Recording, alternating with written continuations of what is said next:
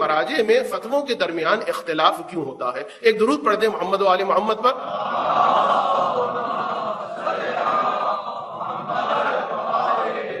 اور چونکہ اب جو انتہائی اہم سیشن ہے ان 2-3 دنوں میں وہ شروع ہونے والا ہے، میں گزارش کروں گا ابتدائی میں کہ آپ مومنین اگر آگے تشریف لے آئیں تو مجھے بعد میں آپ کو زحمت دینے کی ضرورت نہیں پڑے گی۔ ایک مرتبہ اور درود پڑھ دیں محمد و آل محمد پر۔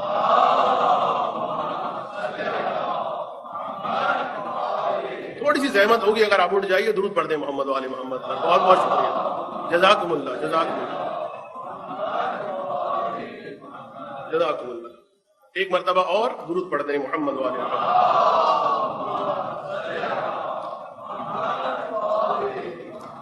الحمدللہ، آپ یقین یعنی یہ بھی بڑی حیرت انگیز بات ہے کہ اتنی جلدی کہا اور اتنی جلدی آپ اپنے مقام چھوڑ گئے۔ آپ سب کی سلامتی کے لیے ایک مرتبہ اور درود پڑھ دیں محمد و آل محمد۔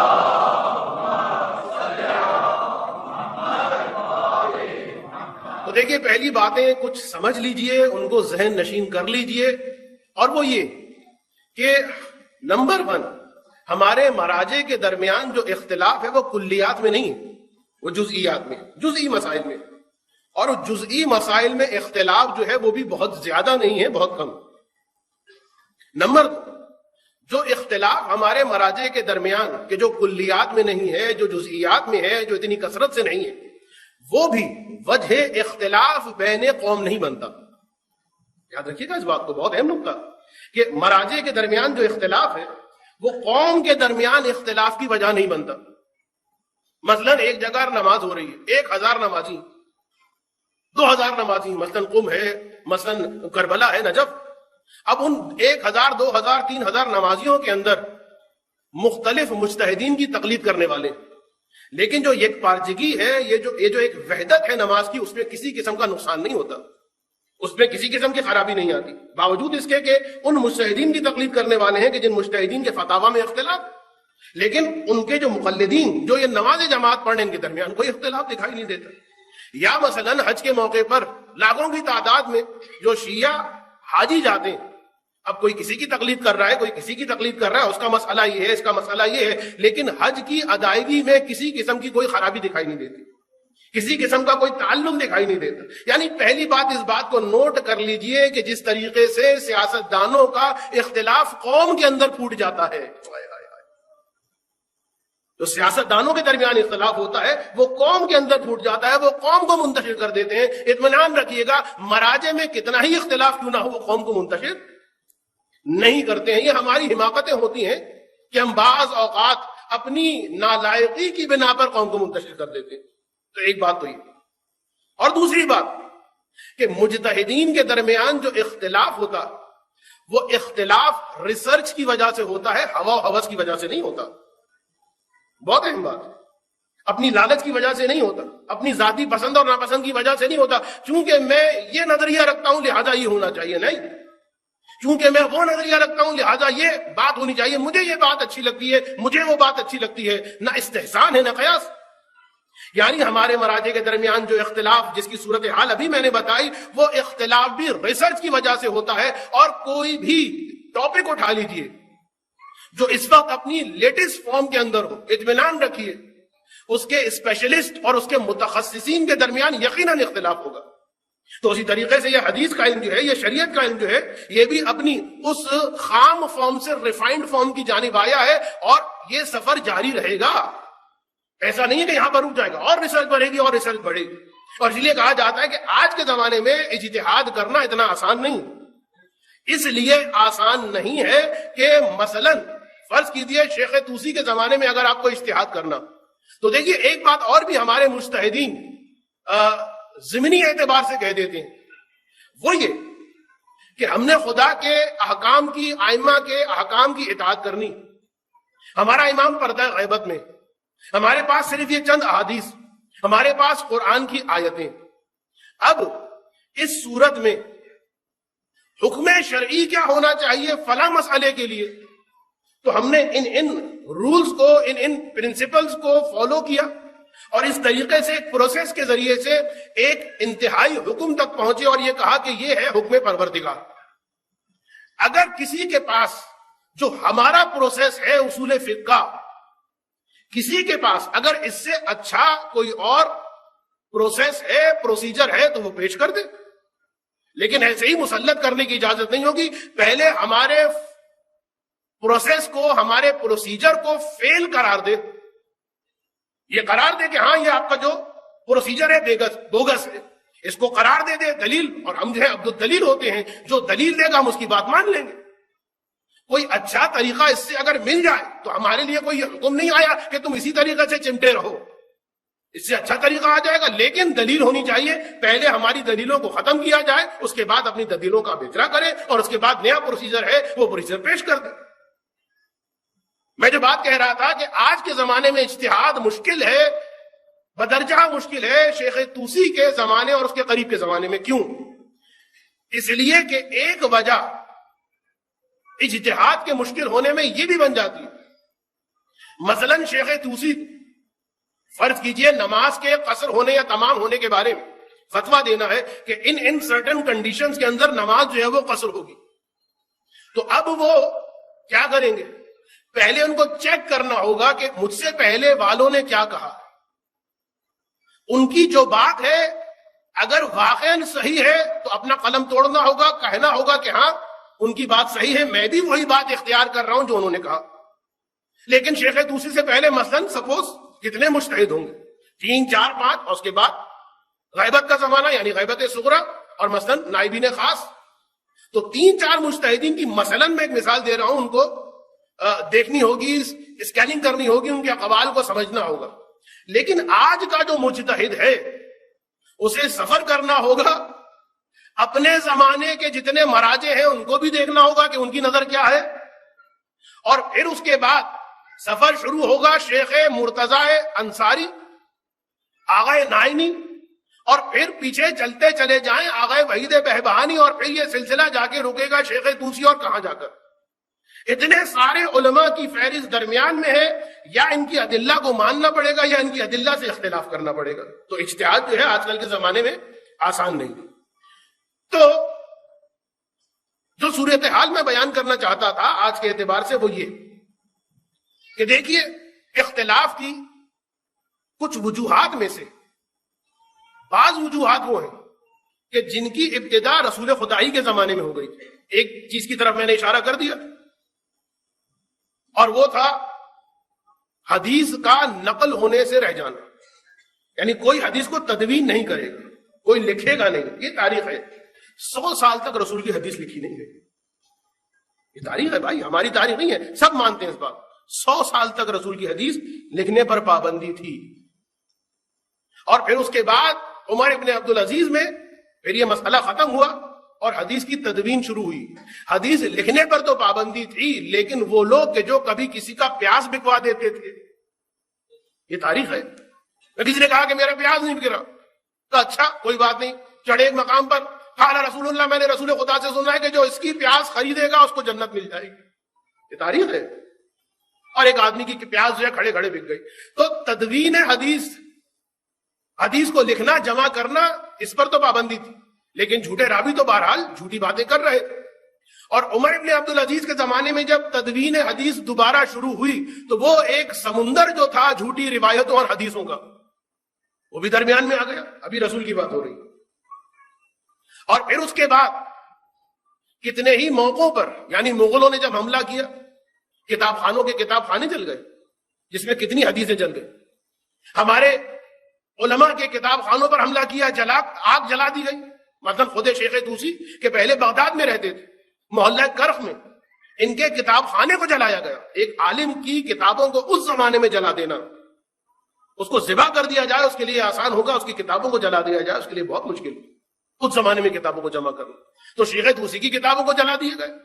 ہماری اہم ترین کتابوں میں سے ایک کتاب ہے جس کا نام ہے مدینۃ العلم، اس کا کچھ پتہ نہیں ہے کہ کہاں گئی۔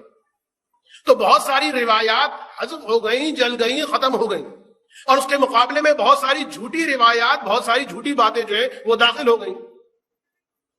اچھا، بہت سارے موقعوں پر جو اصحاب ائمہ ہوتے تھے، جو راویان حدیث ہوتے تھے، انہوں نے امام سے کچھ حکم سنا، کوئی حدیث سنی، امام موجود، بھئی اختلاف ہوتا، اس نے کہا کہ مولا نے کہا تھا یوں کرو، دوسرے راوی نے کہا کہ نہیں بھائی ایسی بات نہیں، مولا کا مقصد تو یہ تھا، اختلاف ہو گیا لیکن مولا موجود ہے، یا اپنا رسول اللہ بتائیے تو صحیح آپ کی مراد کیا تھی؟ امام نے فرمایا میری مراد یہ تھی، تو وہاں تو مسئلہ حل ہو گیا۔ لیکن وہ مجتہدین جو اس زمانے میں ہیں یا جو غیبت کبریٰ کے زمانے میں تھے، ان کے سامنے تو یہ خاموش مدارک ہیں، یہ خاموش ماخذ ہے کہ جن کے اندر صحیح حدیثیں بھی ہیں اور جھوٹی حدیثیں بھی ہیں، خاموش مدارک ہے، خاموش ماخذ ہے، تو اب وہ کیا کرے؟ لہذا ایک بہت بڑی وجہ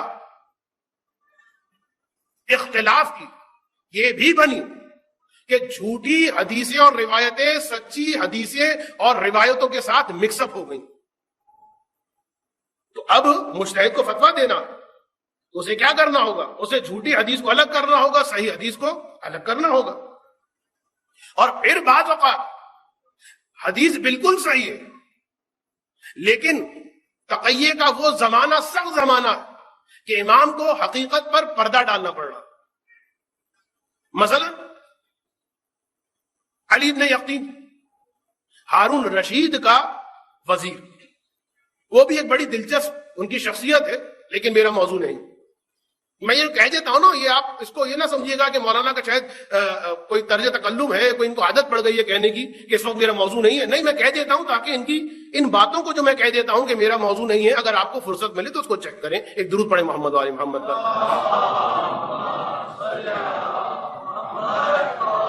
ساتویں امام کے چاہنے والے علی بن یقین اور ہارون رشید کے وزیر شکایتیں بھی کرتے تھے کہ مولا میرا دل نہیں چاہتا، چھوڑ دوں میں اس نوکری کو۔ امام فرماتے تھے نہیں، وہیں پر رہو، اس لیے کہ تمہارے ذریعے سے خدا کتنے مومنین کو نجات دے رہا۔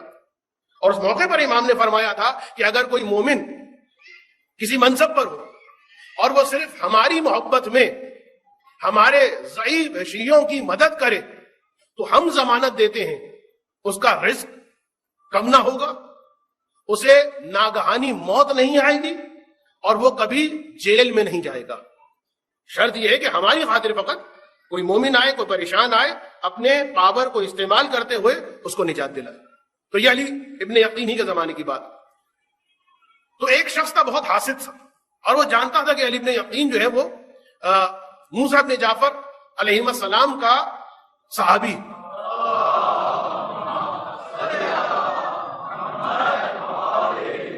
ہارون رشید اس کے کان بھرتا رہتا تھا، یہ شخص وہ مانتا نہیں تھا، اس لیے کہ علی ابن یقین کی ویلیو بہت زیادہ تھی، انتہائی انٹیلیجنٹ۔ اور میں یہی کہتا ہوں کہ ہماری قوم کو اتنا پڑھنا چاہیے۔ مشکل یہ ہے کہ پڑھنا چھوڑ دیا لڑکوں نے، جوانوں نے تنظیموں میں جانا شروع کر دیا، پڑھائی چھوڑ دی ہے، لڑکیاں پڑھ رہی ہیں، لڑکے نہیں پڑھ رہے۔ روایت کا مفہوم یہ ہے کہ اس طرح اپنے آپ کو بنا لو کہ جو حکومتیں ہیں وہ تمہاری محتاج ہو جائیں، کہ ان کی حکومت تمہارے بغیر نہ چلے۔ اگر ان کو بہترین انجینئر چاہیے تو آپ کی قوم سے ملے، اگر ان کو بہترین سائنٹسٹ چاہیے تو آپ کی قوم سے ملے، اگر ان کو بہترین ڈاکٹر چاہیے، بہترین اکنامسٹ چاہیے، بہترین آئی ٹی اسپیشلسٹ چاہیے تو آپ کی قوم سے ملے۔ اس طرح سے اپنے آپ کو بنا لو۔ ٹھیک ہے امام زمانہ آپ کے پشت پناہ ہیں لیکن کچھ ہماری ذمہ داری بھی تو بنتی ہے نا بھائی۔ ایک درود پڑھ دیں محمد وآل محمد پر۔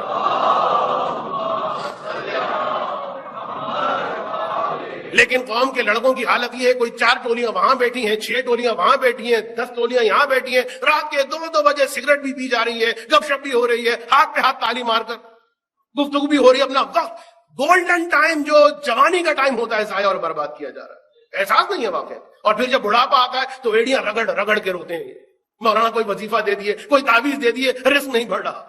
ارے تم نے اپنی جوانی خراب کر دی، فنا کر دی، خیر چھوڑ دیجئے، میں کہیں اور نکل جاؤں گا۔ اس لیے میں کہتا ہوں، جو روک لیتا ہوں نا اپنے آپ کو میں کہ اس وقت میرا موضوع نہیں ہے، اس لیے روکتا ہوں۔ دیکھیں کتنا وقت نکل گیا۔ ایک درود پڑھتے ہیں محمد وآل محمد پر۔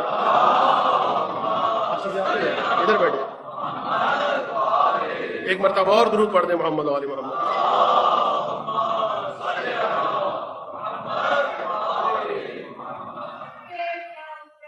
لبیک یا حسین، لبیک یا حسین یا علی۔ ایک مرتبہ اور درود پڑھ دیں محمد والے محمد۔ تو اب علی بن یقین ان کے خلاف ہارون رشید کے کان بھر رہا ہے، وہ حاسد۔ ہارون رشید کہتا ہے کہ بھئی تمہاری بات سب صحیح ہے لیکن کوئی ثبوت تو لاؤ۔ ایک دن ہارون رشید نے علی بن یقین کو ایک خلعت دی، بہت قیمتی کپڑا، اور علی بن یقین نے وہ امام کی خدمت میں پہنچا دیا۔ اس حاسد کو پتا چل گیا کہ علی ابن یقین نے وہ کپڑا امام کو دے دیا. اب بعض منقولات کے اعتبار سے امام نے وہ کپڑا غالباً واپس بھجوا دیا. یہ اسکیم بھی ناکام ہو گئی. اور پھر آخر ہارون رشید نے کہا کہ اچھا چلو ٹھیک، میں ایسا کرتا ہوں کہ دیکھتا ہوں کہ اس کا وضو کیسا ہے، اور ایسے نہیں اس کے گھر میں. اس لیے کہ انسان کہیں بھی تقیہ کر رہا ہے، چھپا رہا ہے، اور لیکن گھر کے اندر جہاں کوئی دیکھنے والا نہیں وہاں کیا تقیہ. ٹھیک ایک دن پہلے امام کا حکم پہنچا علی بن یقین کو کہ آج سے تم پر واجب ہے کہ وضو اس طرح کرنا. وہ طریقہ بالکل اس سے مختلف ہے جو ہمارا طریقہ. ہاتھ اس طرح دھونے ہیں، مسا اس طرح کرنا ہے، پاؤں اس طرح دھونے، آج سے تم نے یہ کرنا. علی بن یقین حکم امام ہے، ہماری طرح تو نہیں کہ یہ کیسے کہہ دیا. نہیں، مرتبہ علی بن یقین اس طرح کے وضو میں مصروف ہو گئے. ہارون رشید آیا، ایک مقام پر پہلے سے بیٹھا کہ جس مقام سے علی بن یقین کو خبر بھی نہیں ہے، دیکھ بھی نہیں پا رہے کہ ہارون رشید دیکھ رہا. اب علی بن یقین آئے، ہارون رشید نے دیکھنا شروع کیا، علی بن یقین نے وضو کیا، کوئی دیکھنے والا نہیں، اپنے گھر کے اندر ہے. ایک مرتبہ ہارون رشید پہنچا غضب کے عالم میں اور کہا میں تم سے پہلے ہی کہہ رہا تھا، ارے وہ اپنے گھر کے اندر ویسے وضو کر رہا ہے جیسے ہمارا طریقہ ہوتا. تو اب یہ روایت آئی کہ نہیں آئی؟ یہ روایت آئی کہ نہیں آئی؟ کتنی مرتبہ ایسا ہوا کہ امام کے چاہنے والے امام کے پاس آتے، مسئلہ پوچھتے، امام اس کو جواب دیتے. یہ تو ہمیں پتا چل گیا نا، یہ تو واقعہ ہمارے لیے کلیئر ہو گیا نا. لیکن کتنے ہی مرتبہ ایسا ہوتا کہ بعد چاہنے والے آتے، امام سے مسائل پوچھتے اور امام وہ جواب دیتے کہ جو ان کے لیے مناسب تھا، اس لیے کہ وہ اس علاقے میں رہتے تھے کہ اگر وہ کسی اور طریقے سے اپنی عبادات کو انجام دیں گے تو ان کی جان کو خطرہ ہے، ان کی عزت کو خطرہ. تو امام نے تو جواب دے دیا، حدیث سامنے آ گئی، راوی بھی بالکل صحیح ہے. لیکن دوسرے امام کی ہم نے روایت دیکھی تو ان کا طریقہ بالکل مختلف، وہ کچھ اور کہہ رہے ہیں، یہاں پر ٹکراؤ پیدا ہو گیا. تو اب مجتہدین آگے بڑھے اور انہوں نے کوشش کی کہ ان روایات کو کس طریقے سے جمع کیا جائے، یہ اختلاف جو ہے اس کو کس طریقے سے دور کیا جائے. کسی مجتہد نے ایک طریقہ بیان کیا، کسی مجتہد نے دوسرا طریقہ بیان کیا، اختلاف پیدا ہو گیا کہ نہیں ہو گیا. اور اسی طریقے سے دیکھیے قرآن کی آیتیں اگر بہت زیادہ واضح ہوتی ہمارے لیے تو کوئی پرابلم نہیں تھی، لیکن قرآن کی آیتیں جہاں محکم ہے وہاں پر متشابہ، جہاں پر ناسخ ہے وہیں پر منسوخ بھی ہے، عام بھی ہے، خاص بھی ہے، مطلق بھی ہے، مقید بھی ہے، ابہام ہے قرآن کی آیتوں میں. یاد رکھیے گا اس بات کو. اور آٹھویں امام امام رضا علیہ الصلوۃ والسلام،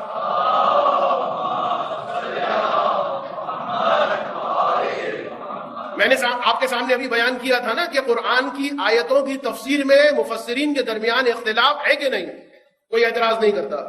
اب سنیے آٹھویں امام کیا فرماتے ہیں.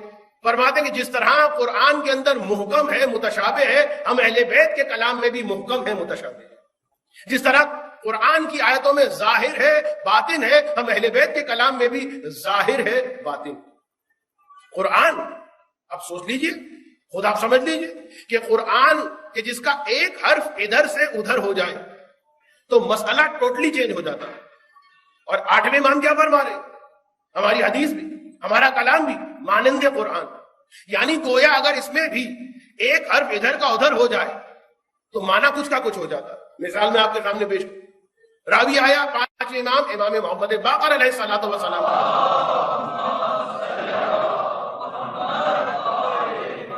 سوال کیا فرزند رسول یہ بتائی سر کا مسح کس طرح کروں.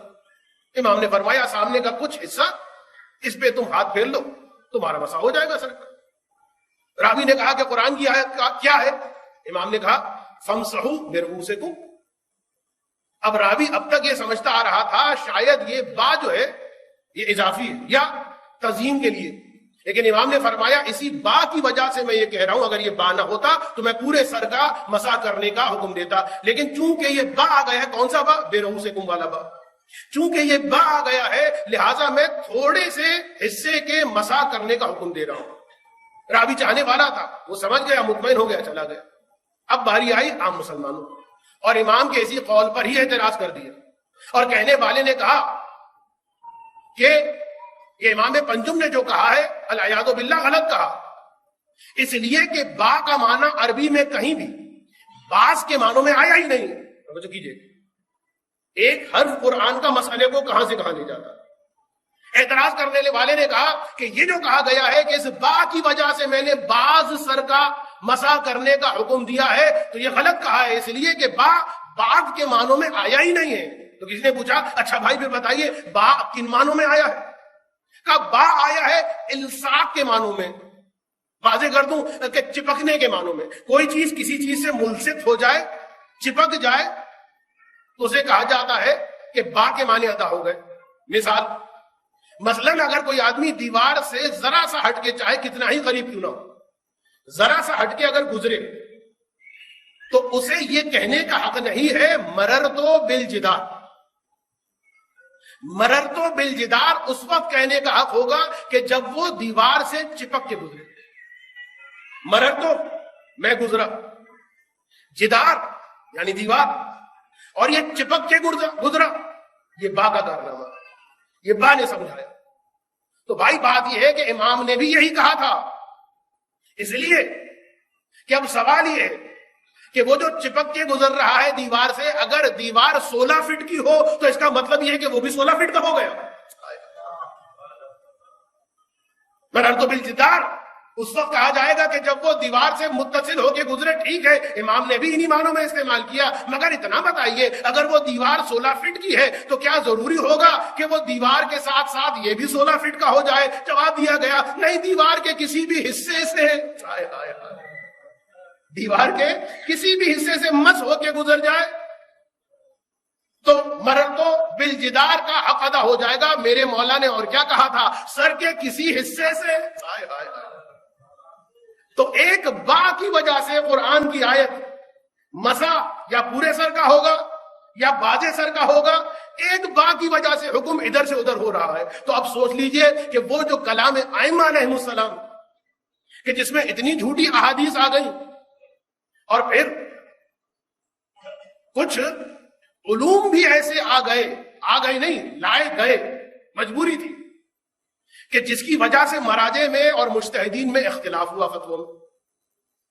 اس لیے کہ دیکھیے ایک چیز یہ کہ ہمارا زمانہ جتنا دور ہوتا جائے گا ائمہ کے زمانے سے، اتنی زیادہ مشکلات بڑھتی جائیں گی۔ اس لیے ہم کہتے ہیں کہ کاش جلد از جلد خدا بند عالم ظہور فرما دے امام زمانہ کا۔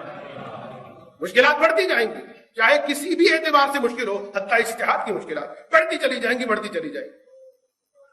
اس لیے کہ جو زمانہ ائمہ سے بالکل قریب کے مجتہدین تھے، ان کے لیے کوئی پرابلم نہیں ہوتی تھی، سند حدیث ایز سچ پرابلم نہیں تھی۔ اس لیے کہ مطلب وہ ان راویوں کو جو 2-3 راوی ہوتے تھے ان کے اور امام کے قول کے درمیان، ان کو جانتے، بعض کو تو دیکھا ہوا تھا اور بعض کے بارے میں بڑے معتبر لوگوں سے سنا ہوا تھا، تو اتنی پرابلم نہیں ہوتی۔ اس نے اس سے سنا، اس نے اس سے سنا، اس نے اس سے سنا، ان تینوں کو جانتا ہے وہ شخص۔ اگر معتبر ہے فتویٰ دے دیا، اگر کچھ اختلاف ہے، کوئی بات سمجھ میں نہیں آ رہی ہے، کسی کا کردار چھپا ہوا ہے تو احتیاط۔ لیکن اب اس دور میں یہ جو اتنا بعد زمانی آ گیا ہے، یہ جو اتنا فاصلہ ہو گیا، تو کئی راوی جو ایک سند کے اندر آ گئے، تب ہوتا کیا؟ مجتہد دیکھتا ہے کہ یہ جو سند کے اندر رواد بیٹھے ہوئے ہیں ان کا کردار کیسا تھا۔ میں آپ سے کہوں کہ اس مجمع کے اندر ایک مومن بیٹھا ہوا ہے، ذرا اس کے بارے میں تحقیق کرنا شروع کر دیں، ابھی ہے وہ مومن، اور معلوم کیجئے کہ وہ کیسا ہے، معتبر آدمی ہے، معتبر نہیں ہے، جھوٹا ہے، سچا ہے، کیا ہے۔ واقعی مشکل کام ہے، چہ بے رسد کہ آپ اس زمانے میں ہیں اور وہ شخص کتنے 100 سال پہلے کا۔ تو اس کے لیے ایک علم تدوین کیا گیا جسے کہا جاتا ہے علم رجال، کہ علماء نے علم رجال پر، یعنی راویوں کے حالات، یہ راوی ایسا تھا، وہ راوی ایسا تھا، فلاں راوی کے حالات یہ تھے۔ اور یہ بھی ایک موقع ہے کہ جس میں غیبت کرنا جائز ہو جاتی ہے، اس لیے کہ دین تک پہنچنا ہے، حقیقت تک پہنچنا ہے۔ لہذا اگر کسی راوی کے اندر برائی تھی تو ایسا نہیں ہے کہ بھائی متقی بن کے کہا کہ نہیں بھائی اچھا نہیں ہے، غیبت ہو جائے گی، نہیں، یہاں پر بتانا ہوگا آپ کو کہ وہ راوی کیسا تھا۔ تو اتنے سارے راویوں کے حالات، ان کو اسکروٹنی کرنا پڑتا ہے۔ اب اگر درمیان میں سارے راوی صحیح نکل گئے، معتبر نکل آئے، کس کی تحقیق کے مطابق؟ اس مجتہد نے تحقیق کی ہے تو وہ اپنی تحقیق کا جواب خود دے گا۔ یہ مجتہد کیونکہ مجتہد ہے اس کی تقلید نہیں کرے گا، یہ اپنی تحقیق الگ کرے گا. بس اگر اس مجتہد کے اعتبار سے جو روایت کی سند ہے بالکل صحیح ہے وہ فتویٰ دے دے گا. یہ مجتہد اگر اس کے لیے کوئی مشکل پیش آ رہی ہے یہ فتویٰ نہیں دے گا. اختلاف ہو جائے گا کہ نہیں ہو جائے گا. تو سند کے اعتبار سے اس لیے کہ زمانہ بہت دور ہو گیا. اور دوسری بات جو عربی گرامر ہے, جو بحث الفاظ اس کے اعتبار سے اختلاف. خوش باتیں مجھے پتا ہے آپ آرام سے کروٹیں وغیرہ لیتے رہے, میں برا نہیں مانوں گا اس لیے کہ آپ کا حق ہے. ایک درود پڑھتے محمد و آل محمد.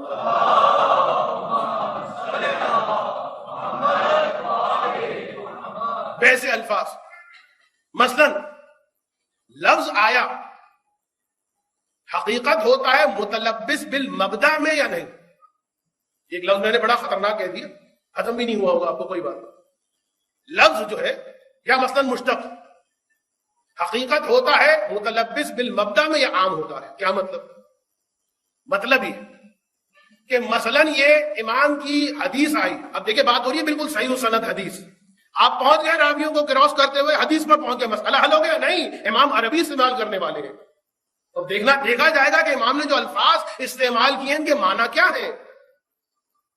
مثلا مثال دے رہا ہوں کہ امام نے فرمایا کہ وہ پانی جو سورج سے گرم ہو جائے اس سے وضو کرنا مکروہ ہے. مثلا ایک مثال دے رہا ہوں, اصلی مسئلہ تو آپ جا کے اپنے اپنے مجتہدین اور مقلدین کی توضیح المسائل میں دیکھیے کہ وہ پانی جو گرم ہو جاتا ہے سورج کی وجہ سے اس سے وضو کرنا مکروہ ہے. تو اب یہاں پر اگر ہم اس بات کے قائل ہوں کہ لفظ حقیقت ہوتا ہے فقط اور فقط متلبس بالمبدأ میں, یعنی جس وقت وہ گرم ہو رہا تھا اور اسی سے گرم ہوا اور گرم رہا تب تو مکروہ ہے, یعنی اپنی صفت پر جب تک باقی رہا, میں نے شارٹ کر دیا ہے عجیب و غریب نام, جب تک اپنی صفت کے اندر باقی رہا تو یہ لفظ حقیقت ہے, اس کو اسی طریقے سے لیا جائے گا. لیکن اگر حقیقت نہیں ہے متلبس بالمبدأ میں تو پھر اس لفظ کو مجاز مانا جائے گا, اور جب مجاز مانا جائے گا تو مجاز کے معنوں کو معین کرنے کے لیے قرائن کی ضرورت ہوتی ہے. آپ تو صرف سن کے تھک گئے ہیں, مجتہد تو اس پہ کام کرتا ہے بھائی, مجتہد تو صرف اس پر کام کرتا ہے ایک لفظ کے اوپر. تو اب ایک نظریہ یہ ہے علماء کا کہ جو کہتے ہیں کہ نہیں, لفظ جو ہوتا ہے وہ صرف اور صرف جب متلبس بالمبدأ ہو, صفت اس پر باقی ہو, اس وقت وہ حقیقت ہوگا وإلا مجاز ہوگا. اور بعض مجتہدین اس پر گئے ہیں کہ نہیں, لفظ جو ہوتا ہے وہ متلبس بالمبدأ ہو یا نہ ہو, یعنی عام ہو تو بھی حقیقت ہوگا, یعنی وہ پانی اب ٹھنڈا بھی ہو گیا ہو تب بھی اس سے وضو کرنا کیا رہے گا, ان مجتہدین کے تحت مکروہ ہوگا, ان مجتہدین کے تحت مکروہ نہیں ہوگا. یہ اختلاف ہو گیا کہ نہیں ہو گیا؟ یا مثلا چلیے ایک اور مثال, حقیقت شریعہ اور حقیقت متشرعہ. جو طلبہ یہاں پر اگر کوئی بیٹھے تو ان باتوں کو بہت جلدی جلدی گرپ کر رہے ہوں گے, لیکن جو پبلک, حقیقت شریعہ اور حقیقت متشرعہ یہ سب الفاظ کی بحث ہے بھی, اور اس کا بالکل سمجھ لیں ہم آٹے میں نمک کے برابر میں بات کر رہا ہوں, ورنہ تو بحث اس پر ہوتی ہے کہ یہ الفاظ بنے کیسے, کسی نے بنائے تھے یا خود بخود کثرت استعمال سے بن گئے. بہت ساری ابحاث ہیں. لفظ ہے وہ مشترک ہے, مشترک لفظی ہے, مشترک معنوی ہے, یہ بہت ساری باتیں. چھوڑ رہا ہوں ان باتوں کو, صرف دو مثالیں میں نے آپ کے سامنے بیان کر رہا ہوں, ایک جو بیان کر دی اور ایک اب کہ حقیقت شرعیہ اور متشرعہ یہ کیا ہے. حقیقت شرعیہ الفاظ کے بارے میں اگر نظریہ یہ ہے کہ وہ جو الفاظ عبادات تھے, رسول, صرف رسول کے اعتبار سے بات ہوگی, رسول کے زمانے میں ان معنوں میں رائج ہو گئے تھے کہ جن معنوں میں آج بھی رائج ہے, تو مطلب کچھ اور ہو جائے گا. اور اگر رسول کے زمانے میں ان معنوں میں جن معنوں میں آج رائج ہے اس زمانہ رسول میں رائج نہیں ہوئے تھے تو مطلب کچھ اور ہو جائے گا. مثال دوں, صلاۃ آج کل سمجھا جاتا ہے, اگر ہم کہیں کہ بھئی نماز, صلاۃ کیا سمجھتے ہیں آپ؟ ایک ایسی عبادت جس کے مخصوص ارکان ہیں, جس میں قیام ہے, جس میں رکوع ہے, جس میں سجود ہے. لیکن آج جو ہم سمجھ رہے ہیں صلاۃ کا مطلب, کیا رسول کے زمانے میں بھی یہی مطلب لیا جاتا تھا یا صلاۃ کا مطلب دعا کا معنوں میں تھا؟ دیکھیے بحث ہے, بہت باریک چیزیں ہیں. تو اب اس پر تحقیق ہوگی. اگر مجتہد اس بات پر پہنچ گیا کہ نہیں رسول کے زمانے میں نماز ہوتی تھی لیکن صلاۃ دعا ہی کے معنوں میں استعمال ہوتا تھا، قرائن کے ذریعے سے سمجھ میں آتا تھا کہ ہاں اب صلاۃ کا مطلب جو ہے وہ خاص عبادت ہے، تو اب اسے کہیں رسول کی روایت اور حدیث میں دکھائی دے کہ رسول نے فرمایا صلی، تو وہ اس بات کا حق نہیں رکھے گا کہ کہے کہ رسول نے یہاں پر فرمایا نماز پڑھو. نہیں پاسبل ہے کہ رسول نے یہاں فرمایا ہے دعا کرو. لیکن وہ مجتہد جو اس بات کا قائل ہے کہ نہیں رسول کے زمانے میں، یعنی حقیقت متشرعہ وہ کہ جو کہے کہ آج کے زمانے میں ہوا ہے رسول کے زمانے میں نہیں ہوا تھا، اور حقیقت شریعہ والے جو یہ کہیں کہ نہیں رسول کے زمانے میں بھی نماز کا مطلب جو آج کے زمانے میں ہے ویسے ہی رائج ہو چکا تھا. تو اب اس کے سامنے اگر کہا جائے کہ رسول کی حدیث آئی ہے کہ اس مقام پر صلی، تو وہ نماز کی بات کرے گا، دعا کی بات نہیں کرے گا. وہ مجتہد دعا کہہ رہا ہے، یہ مجتہد نماز کہہ رہا ہے. اختلاف ہو گیا کہ نہیں ہو گیا؟ ایک درود پڑھ دیں محمد و آل محمد پر.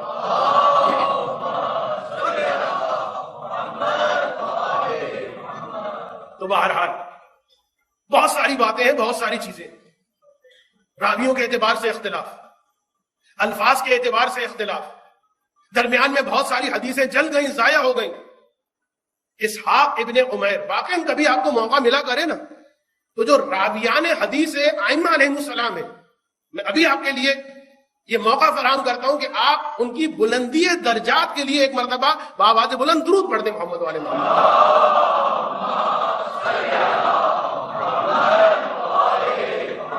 جو زندہ قومیں ہیں نا وہ اپنے گمنام سپاہیوں کا ایک یادگار بناتے ہیں. یہ جو راویان حدیث کہ جن کے بارے میں ہمیں کچھ نہیں پتا، یہ بھی ہمارے گمنام سپاہی ہیں. کبھی کبھی اپنی دعاؤں میں ان کو یاد کیا کیجیے. اسحاق ابن عمیر راوی امام، اور وہ راوی کے جو اپنی ان حدیثوں کو لکھ کر جمع بھی کرتے ہیں، کتاب بھی تدوین کر رہے ہیں. اطلاع مل گئی کہ حاکم کے سپاہی گرفتار کرنے کے لیے آ رہے ہیں. کچھ نہیں دیکھا، سونے کو نہیں دیکھا، پیسوں کو نہیں دیکھا، دوڑ کے گئے جہاں جہاں مسودے پڑے تھے ائمہ کی روایت کے، ان کو اٹھایا، جلدی جلدی اپنے گھر کے صحن میں گھڑا دھودا یا کسی حجرے میں گھڑا دھودا، اور جلدی جلدی کپڑے کے اندر لپیٹ کر وہ کتابیں جو ہے ڈال دی. 10 سال یا 20 سال قید میں رہے. 10 سال یا 20 سال قید میں رہے. اسحاق ابن عمیر رجالی کتابوں کے اندر آپ کو ان کا تذکرہ مل جائے گا. آزادی ہوئی. ہمیں اگر خدا نہ کرے کوئی اس طریقے سے زندان میں جائے، سب سے پہلے آ کے کیا پوچھے گا؟ میرا بینک بیلنس کیا ہوا بھائی، میری بیٹی کی شادی ہوئی کہ نہیں ہوئی؟ اور یہ پوچھنا چاہیے، بہرحال انسان ہے، کوئی اتنا متقی بننے کی ضرورت نہیں ہے، نیچرل پروسیس. بات کر رہا ہوں ان بے لوث سپاہیوں کی کہ جس وقت وہ گھر میں آئے پہلا کام یہ کیا کہ فوراً گئے اس مقام پر کہ جہاں پر ان کتابوں کو دفن کیا تھا. جلدی جلدی دیوانوں کی طرح اس گھڑے کو کھودا اور اس کے اندر سے وہ کپڑا نکالا. اس زمانے میں بہرحال پریزرو کرنے کا کوئی پروسیجر تو نہیں ہوتا تھا، لہٰذا بہت ساری احادیث اسی میں ضائع ہو گئی، اور کچھ جو احادیث محفوظ رہ گئی ان کو بچا لیا. تو اس انداز میں تقیہ کے زمانے میں، مظالم کے زمانے میں احادیث ضائع ہوئی، زمانہ ہم سے دور ہوتا گیا، پیچیدگیاں بڑھتی گئیں، لہذا اختلافات مجتہدین کے درمیان آتے گئے. اور بس اگر ان روات کی زحمتوں کو آپ نہ سمجھ سکے تو میں نے جو اتنی لمبی سٹوری سنائی ہے نا، مجھے کسی سے پیسے نہیں ملے، وہ مجتہدین کے بارے میں پڑھ دیجیے، مراجع کے بارے میں پڑھ دیجیے. لیکن هل جزاء الاحسان الا الاحسان، جو ہم پر احسان کر رہے ہیں کم سے کم اتنا تو کریں کہ جب کوئی مسئلہ شرعیہ بیان کیا جائے اس کی توہین نہ کریں. یہی کر لے بڑا کمال ہوگا بھائی.